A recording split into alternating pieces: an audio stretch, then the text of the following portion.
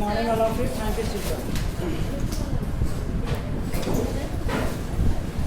तो हम लोग बाबू पिछले क्लास में देखे थे ऑर्गेनिक केमिस्ट्री के बारे में हम लोग देखे थे, और ऑर्गेनिक केमिस्ट्री में हम लोग कार्बनिक कंपाउंड के बारे में पढ़े, और कार्बनिक कंपाउंड के बारे में आप लोग को बताए थे बाबू कि कार्बनिक कंपाउंड सर्वप्रथम आपका प्रयोगशाला में नहीं बनाया जाता है। यानी कि हम लोग पढ़े थे कार्बनिक यौगिक के बारे में कि कार्बनिक यौगिक एक अज्ञात बलों के द्वारा हम लोग प्राप्त कर सकते हैं, और अज्ञात बल जैसे तुम्हारा बाबू जीव जंतु और पेड़ पौधा से कार्बनिक यौगिक हम लोग प्राप्त कर रहे थे, और कार्बनिक यौगिक जीव जंतु और पेड़ पौधा से प्राप्त कर रहे थे। जैसे आपका बतलाए थे विटामिन, प्रोटीन, कार्बोहाइड्रेट, इस सारा के बारे में हम लोग बात किए थे, और बात करने के पश्चात आप लोग को बताया गया था कि लैवोजियर नामक वैज्ञानिक ने बतलाया था कि कार्बनिक पदार्थ को अज्ञात बलों के द्वारा हम लोग प्राप्त कर सकते हैं। लेकिन उन्हीं का एक छात्र था, बोहलर नामक एक छात्र थे, और बोहलर नामक वैज्ञानिक ने बतलाया, सिद्ध कर बतलाया कि कार्बनिक यौगिक को प्रयोगशाला में बनाया जा सकता है। यानी कि सर्वप्रथम कार्बनिक यौगिक हमारा आविष्कार किस कार्बनिक पदार्थ का हुआ था? प्रयोगशाला में सर्वप्रथम किस कार्बनिक यौगिक का निर्माण किया गया था? यूरिया। तो यूरिया के बारे में आपको बताया गया था कि जब हम लोग अमोनिया सल्फेट और पोटेशियम नाइट्रेट को जब गर्म कर रहे थे, तो गर्म करने के पश्चात हमें यूरिया की प्राप्ति हो रही थी, और प्रयोगशाला में या बोहलर नामक वैज्ञानिक ने सिद्ध किया था कि प्रयोगशाला में कार्बनिक यौगिक बनाया जा सकता है। आज हम लोग उसी कड़ी को आगे बढ़ाते हुए देखेंगे कि कार्बनिक यौगिक है क्या, और कार्बनिक यौगिक कितने प्रकार के होते हैं। कार्बनिक यौगिक का वर्गीकरण के बारे में देखेंगे, और उसके बाद हाइड्रोकार्बन के बारे में समझेंगे हम लोग, और हाइड्रोकार्बन का वर्गीकरण देखेंगे, और हाइड्रोकार्बन के अंतर्गत कौन कौन से यौगिक कंपाउंड आते हैं उसके बारे में देखेंगे।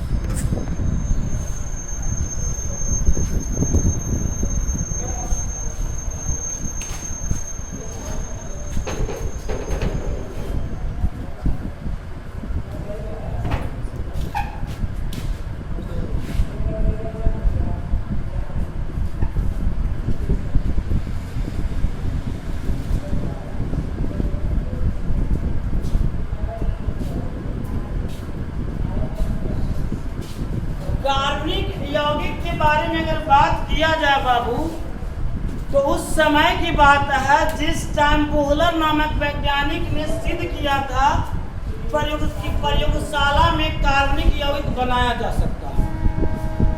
उसी समय की बात कर रहे हैं हम लोग, और उस समय लैवोजियर नामक वैज्ञानिक ने, जब बोहलर नामक वैज्ञानिक ने सिद्ध किया कि कार्बनिक यौगिक प्रयोगशाला में बनाया जाता है, तो लैवोजियर नामक वैज्ञानिक उत्साही हुआ, इसके प्रति कार्बनिक यौगिक के प्रति उत्साही हुआ, और उत्साह होकर कार्बनिक यौगिक को, कार्बनिक कंपाउंड को जब जलाया तो वो पाया, क्या पाया लैवोजियर नामक वैज्ञानिक ने, कि कार्बनिक यौगिक को जलाया, कार्बनिक यौगिक को जब जलाया लैवोजियर नामक वैज्ञानिक ने, तो वह पाया कौन कौन से तत्व एलिमेंट पाया उसके बारे में बात किया जा रहा है।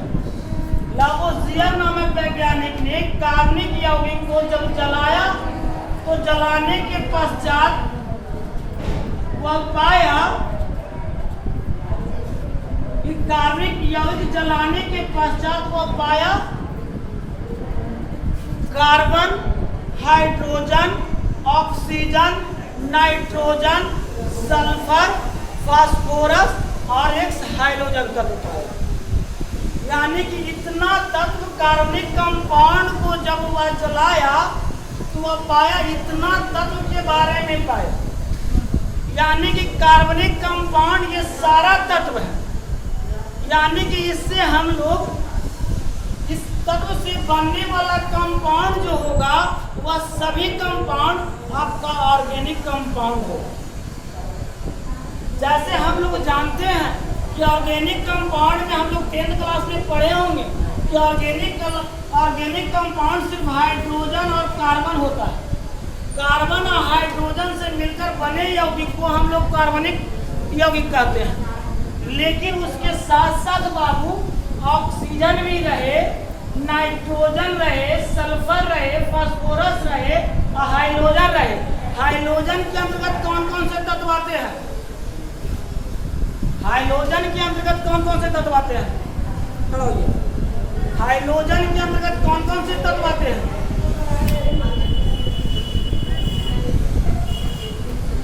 हाइड्रोजन तत्व के, हाइड्रोजन कंपाउंड के अंतर्गत कौन कौन से तत्व पाए जाते हैं?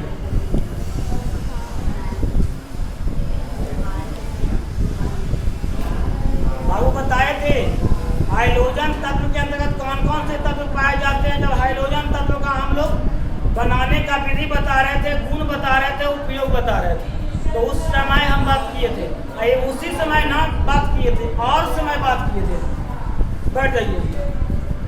हाइड्रोजन तत्व के बारे में हम बताएं कि एक से जब हम लोग तत्वों के वर्गीकरण पढ़ रहे थे बेसिक में, तो बेसिक में भी बात किए थे कि एक से ये 7A ग्रुप के तत्व को हाइड्रोजन तत्व कहते हैं और इसे X से डिनोट करते हैं। और X बराबर होता है, इसमें पाया जाता है X के मतलब इसमें क्लोरीन रहता है, फ्लोरीन रहता है, ब्रोमीन रहता है और आयोडीन रहता है। यानी कि इतना तत्व पाए जाते हैं X में। तो ये क्लोरीन, फ्लोरीन, ब्रोमीन, आयोडीन भी आपका एक प्रकार का कौन तत्व कंपाउंड है? Organic compound. और ऑर्गेनिक कंपाउंड बाबू कौन कौन से तत्व ऑर्गेनिक कंपाउंड हो गए?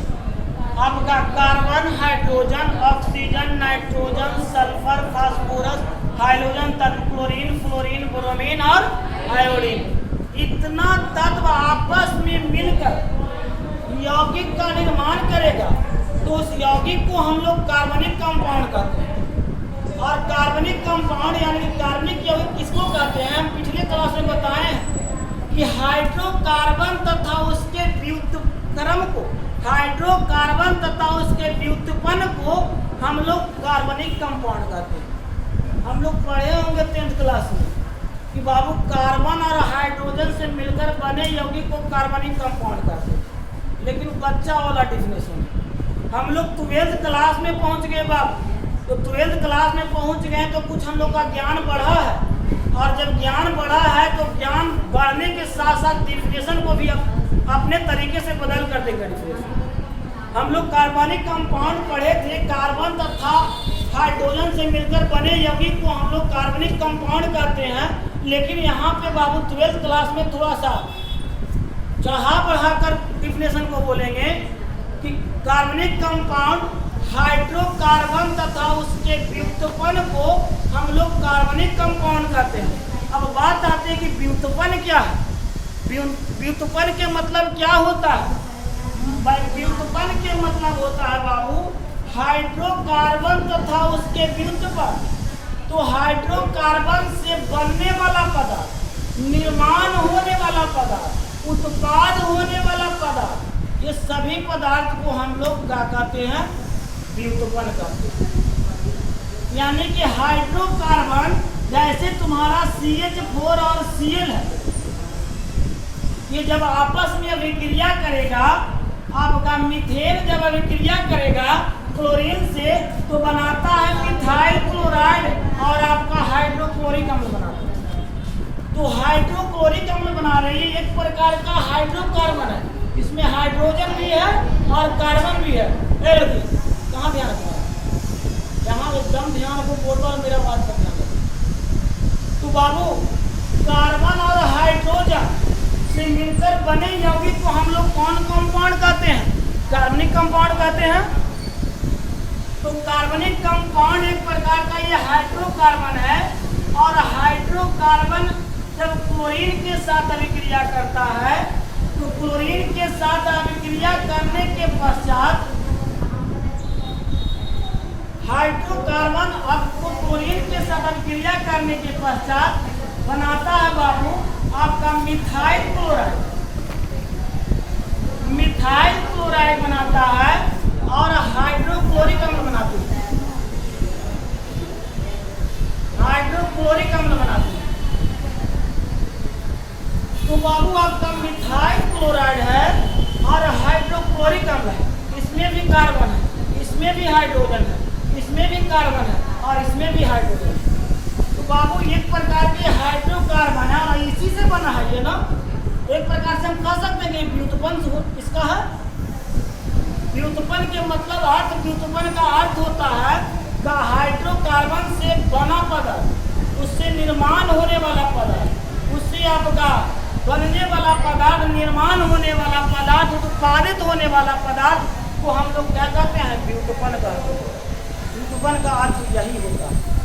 तो हम लोग कार्बनिक कंपाउंड के बारे में समझे। कार्बनिक कंपाउंड क्या है तो बताए आप लोग को बाबू कि हाइड्रोकार्बन तथा उसके व्युत्पन्न को क्या कहते हैं? हम लोग कार्बनिक कंपाउंड कहते हैं। अब बात आती है कि हाइड्रोकार्बन क्या है। तो हाइड्रोकार्बन के पिछले क्लास में बारे में हम बात किए थे कि हाइड्रोजन प्लस कार्बन से मिलकर बने यौगिक को हम लोग क्या कहते हैं? हाइड्रोकार्बन कहते हैं। हाइड्रोजन और कार्बन से मिलकर बना यौगिक है ना ये, या एक प्रकार का कौन यौगिक हो गया? हाइड्रोकार्बन यौगिक हो गया। और हाइड्रोकार्बन का अगर बात किया जाए बाबू, हाइड्रोकार्बन के बनीकरण के बारे में अगर बात किया जाए तो हाइड्रोकार्बन की बनीकरण हम लोग करेंगे। अगर इस बात को याद रखना है, अगर इस बात को याद रखना है कि कार्बनिक कंपाउंड के अंतर्गत कौन कौन से तत्व आते हैं, याद होगा, ऐसे याद करेंगे लेकिन भूल जाए। Hydrogen, carbon, hydrogen, oxygen, nitrogen, sulphur, phosphorus और हाइड्रोजन।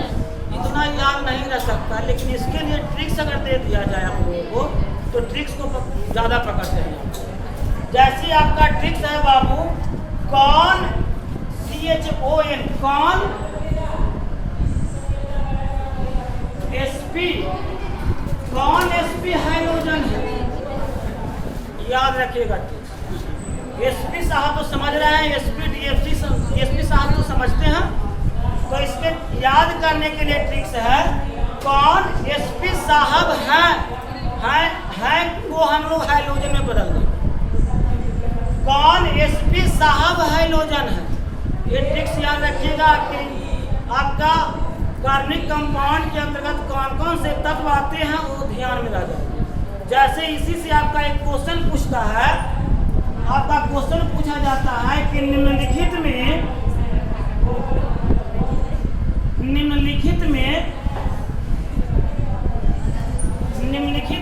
कौन कार्बनिक कंपाउंड, कार्बनिक यौगिक है? निम्नलिखित में कौन कार्बनिक यौगिक है? निम्नलिखित में कौन कार्बनिक यौगिक है? निम्नलिखित में कौन कार्बनिक यौगिक है? आपका choice A H2, choice B आपका सोडियम, आपका चॉइस C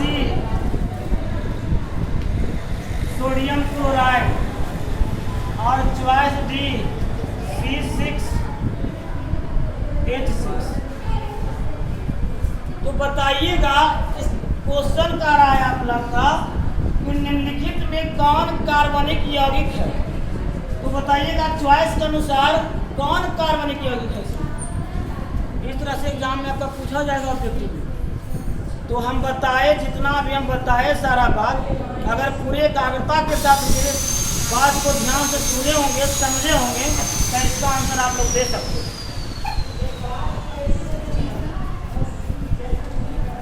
बताइएगा, आप बताइए टोपी मास्टर। बताइएगा इसमें कि कौन आपका ये चॉइस आपका ऑर्गेनिक कंपाउंड का उदाहरण है। NaCl।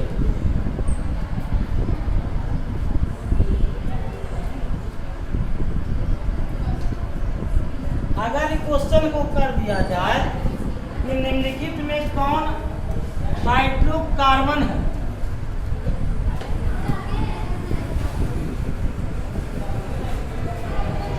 हाइड्रोकार्बन है, हाइड्रोकार्बन है, क्वेश्चन बदल गया तो बताइएगा।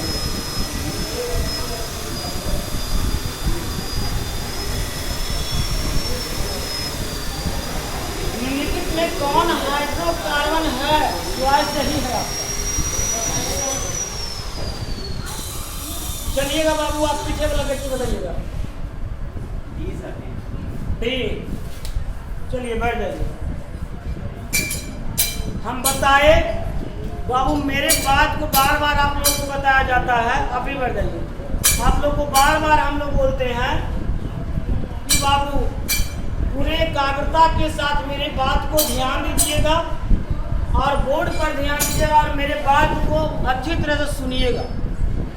अच्छी तरह से सुनिएगा तो बाबू क्वेश्चन बनेगा, नहीं अच्छी तरह से सुनिएगा क्वेश्चन नहीं बनेगा। तो हम बताए कौन मेरे साथ पूरी एकाग्रता के साथ जुड़े हुए हैं, उसी के अनुसार आपका आंसर मिला। जो क्वेश्चन हम पूछे कि निम्नलिखित में कौन हाइड्रोकार्बन है, तो हाइड्रोकार्बन के बारे में हम आप लोगों को बताए कि हाइड्रोजन तथा कार्बन से मिलकर बने यौगिक को हाइड्रोकार्बन कहते हैं। तो हाइड्रोजन और कार्बन से मिलकर कौन था यौगिक था। लेकिन अगर यही बात कहा जाए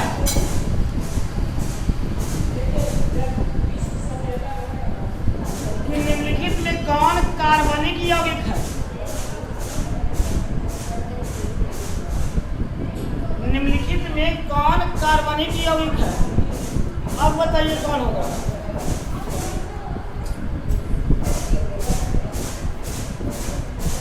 कार्बनिक यौगिक का क्या डेफिनेशन बताया, उसी के अनुसार पकड़ कर बताइएगा।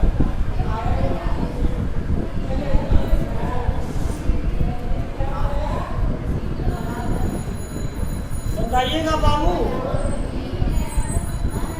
आप बताइए। बताइए इसमें कौन और कार्बनिक यौगिक है। सी।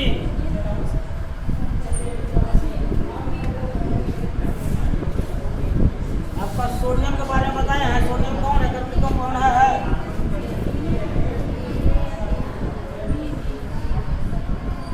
हम बताए आपको कि कार्बनिक कंपाउंड उसको कहते हैं हाइड्रोकार्बन तथा उसके व्युत्पन्न को कार्बनिक कंपाउंड कहते हैं।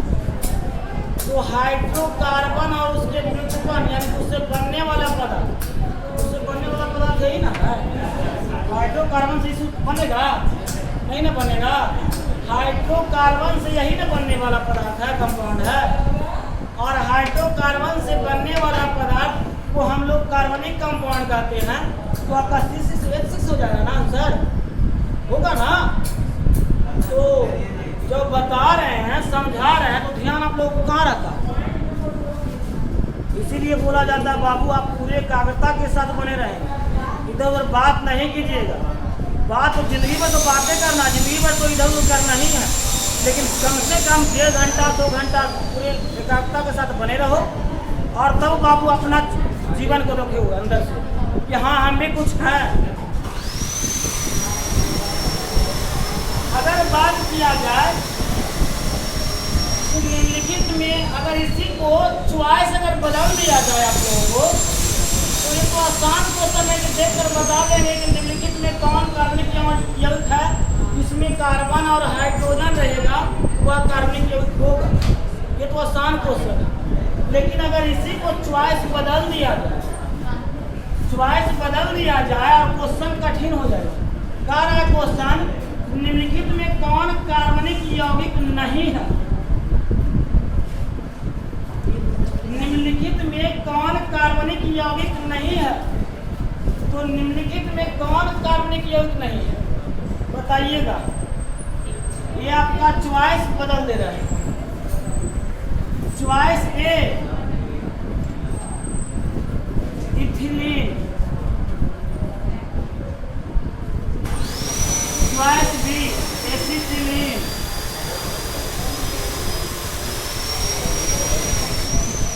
एसिटिलीन, आपका चॉइस सी यूरिया और डी आपका सोरा।